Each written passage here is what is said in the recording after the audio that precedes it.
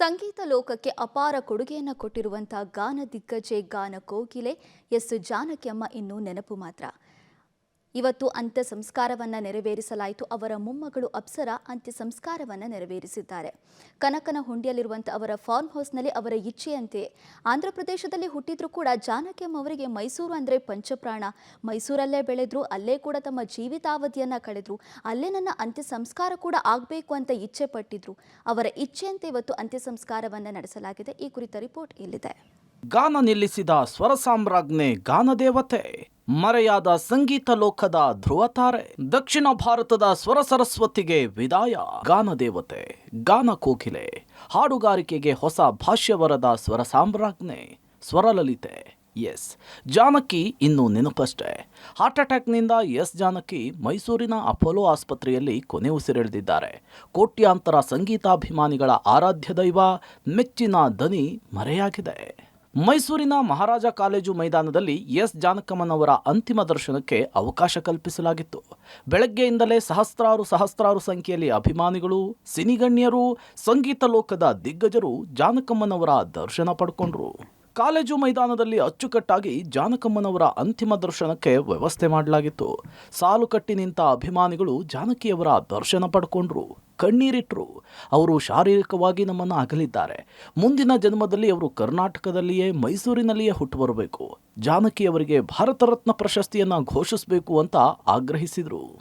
ಜಾನಕಿಯಮ್ಮ ಅವ್ರ ಬಗ್ಗೆ ಹೇಳಬೇಕು ಅಂದರೆ, ಈ ಥರ ಒಂದು ಸಿಂಗರ್ ಮತ್ತೆ ಹುಟ್ಟು ಬರಲ್ಲ, ಹುಟ್ಟಕ್ಕೂ ಆಗಲ್ಲ.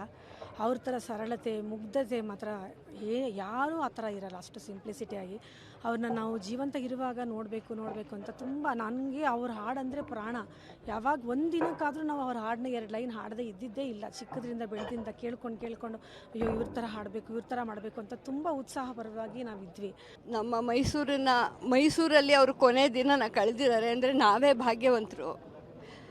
ಸರ್ಕಾರ ಆಗಲಿ, ಜಿಲ್ಲಾಡಳಿತ ಆಗಲಿ ಒಳ್ಳೆ ಇದು ವ್ಯವಸ್ಥಿತವಾಗಿ ಅವ್ರದ್ದು ಅಂತಿಮ ದರ್ಶನ ಮಾಡೋಕ್ಕೆ ಅವಕಾಶ ಮಾಡಿಕೊಡ್ತಾ ಇದೆ.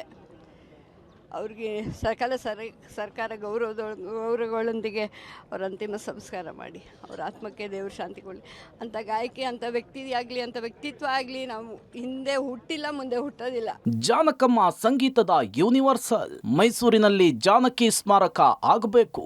ಜಾನಕಮ್ಮನವರ ಅಂತಿಮ ದರ್ಶನವನ್ನು ಪಡೆದ ನಾದಬ್ರಹ್ಮ, ಸಂಗೀತ ನಿರ್ದೇಶಕ ಹಂಸಲೇಖ ಅವರು ಜಾನಕಿಯವರನ್ನ ಪರಿಪೂರ್ಣ ಜೀವನ, ದೈವ ಭಕ್ತೆ, 6 ದಶಕಗಳ ಕಾಲ ಸಂಗೀತ ಲೋಕಕ್ಕೆ ಸೇವೆ ಸಲ್ಲಿಸಿದ್ದಾರೆ.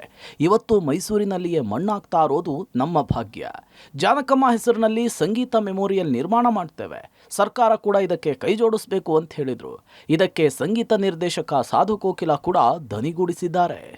6 ದಶಕಗಳ ಕಾಲ ತಮ್ಮ ಸಂಗೀತದಲ್ಲಿ ಅವರು ಎಲ್ಲವನ್ನು ಆರಾಧಿಸಿ ಪೂಜಿಸಿದ್ದಾರೆ ಅಂತ ತಾಯಿ ಇವತ್ತು ಮೈಸೂರಿನಲ್ಲಿ ಮಣ್ಣಾಗುವ ಮುಂಚೆ ನಾವು ಕಣ್ತೆರೆದಿದ್ದೇವೆ. ಈಗ ಅವರ ಪ್ರಿಯ ಶಿಷ್ಯನ ಜಾಗದಲ್ಲಿ ಅವರ ಸಮಾಧಿ ಆಗಲಿದೆ. ನಾನು ನಮ್ಮ ಕರ್ನಾಟಕದ ಸಂಗೀತ ಸಂಘದ ಪರವಾಗಿ ಒಂದು ನಿರ್ಧಾರ ತೆಗೆದುಕೊಂಡು ಇವತ್ತು ಹೇಳ್ತಾ ಇದ್ದೀನಿ.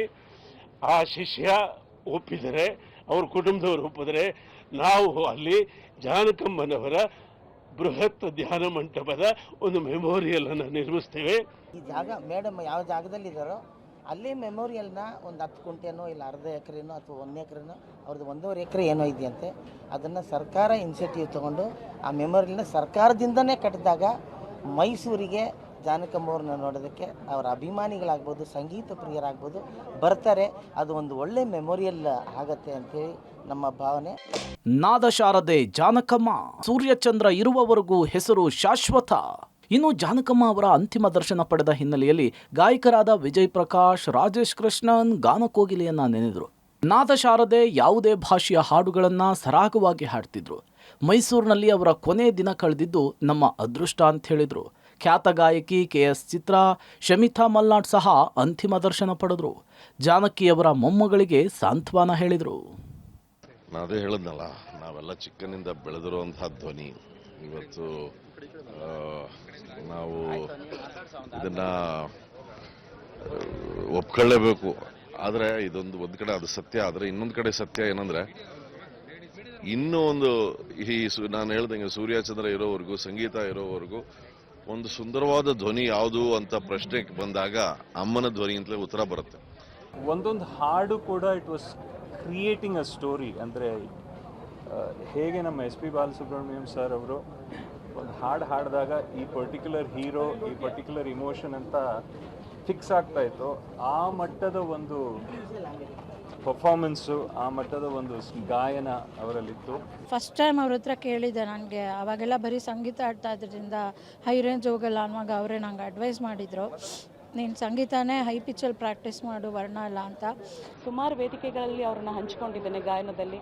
ಮುಂದಿನ ಯುವ ಪೀಳಿಗೆಗೆ ಅವರ ಹಾಡುಗಳೇ ದೊಡ್ಡ ಮಾರ್ಗದರ್ಶನ ಆಗುತ್ತೆ ಅಂತ ಹೇಳ್ತೀನಿ. ಅಮ್ಮನ ಆತ್ಮಕ್ಕೆ ಶಾಂತಿ ಸಿಗಲಿ.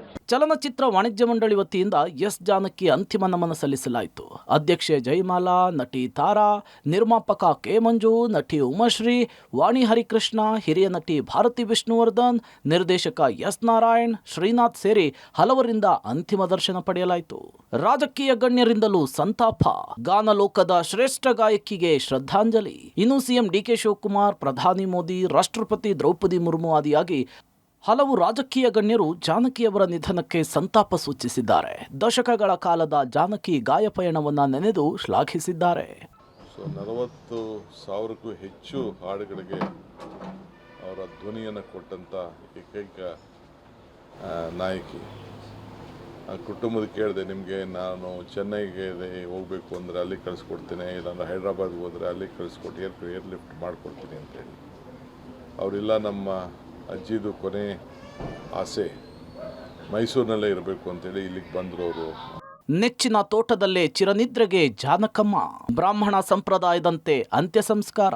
ಮೈಸೂರಿನಲ್ಲಿ ಪ್ರೀತಿಯ ಒಡನಾಟ ಹೊಂದಿದ ಎಸ್ ಜಾನಕಿಯವರ ಇಚ್ಛೆಯಂತೆ ಮೈಸೂರಿನ ಕಣಿಯನಹುಂಡಿಯ ತೋಟದಲ್ಲಿ ಅಂತ್ಯಕ್ರಿಯೆ ನೆರವೇರಿಸಲಾಗಿದೆ. ಮಹಾರಾಜ ಕಾಲೇಜು ಮೈದಾನದಿಂದ ಅಂತ್ಯಕ್ರಿಯೆ ಸ್ಥಳಕ್ಕೆ ಅಲಂಕೃತ ವಾಹನದಲ್ಲಿ ಮೆರವಣಿಗೆ ಮಾಡಲಾಯಿತು. ಅಂತಿಮ ಯಾತ್ರೆ ಸಾಗಿದ ಮಾರ್ಗ ಮಧ್ಯೆಯೂ ಕೂಡ ಅಭಿಮಾನಿಗಳು ಗಾನದೇವತೆಯ ದರ್ಶನ ಪಡೆದರು. ಗಾಯಕಿಯ ಕೇರ್ಟೇಕರ್ ಆಗಿದ್ದ ನವೀನ್ ಫಾರ್ಮ್ ಹೌಸ್ನಲ್ಲಿ ಬ್ರಾಹ್ಮಣ ಸಂಪ್ರದಾಯದಂತೆ ಚಿತೆಗೆ ಅಗ್ನಿಸ್ಪರ್ಶ ಮಾಡುವ ಮೂಲಕ ಅಂತ್ಯ ಸಂಸ್ಕಾರ ನೆರವೇರಿಸಲಾಯಿತು. ಶಾರೀರಿಕವಾಗಿ ಅಭಿಮಾನಿಗಳನ್ನು ಅಗಲಿದ್ರೂ ಸಾವಿರಾರು ಹಾಡಿನ ಧ್ವನಿಯಾಗಿ ಜಾನಕಮ್ಮ ನೆನಪಿನಲ್ಲಿ ಉಳಿಯಲಿದ್ದಾರೆ. News desk, public TV.